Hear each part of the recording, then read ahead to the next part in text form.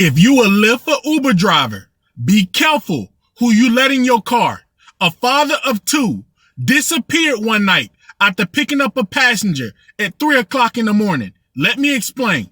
This father of two was doing Uber for 5 years. He would do Uber at nighttime when he get off of work from his first job. This Uber driver always kept a camera on his windshield for his protection. Somebody accused him of being drunk before, and he never drank a day in his life, and this account was deactivated. So he made sure he always kept a camera.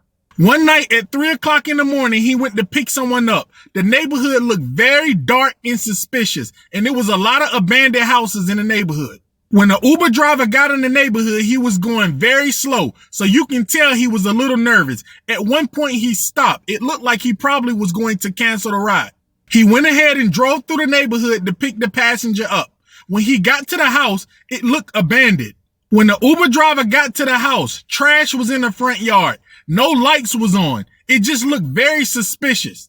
The Uber driver waited for about 4 minutes. A guy came running from the back of the house. He had a black hoodie on.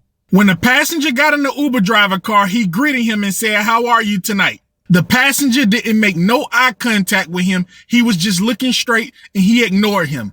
So the Uber driver drove off and took him to his destination. As the Uber driver was getting closer to the passenger destination, the road was very dark and he didn't see a lot of houses. So the Uber driver then asked the passenger, "Are you sure this the right address? Because it looked like we're in the middle of nowhere." The passenger then raised his weapon at the Uber driver head and made him get out the car. That was the last time he was seen alive. 10 minutes later, after the passenger and the Uber driver got out the car, the passenger returned by himself 10 minutes later. When the passenger got back in the car, he ripped his dash camera off. That was the last time anybody seen the car until the car was found abandoned about 2 weeks later. Law enforcement found the Uber driver body almost a month later. He was shot 2 times. If you are Uber or Lyft driver, you need to be very careful.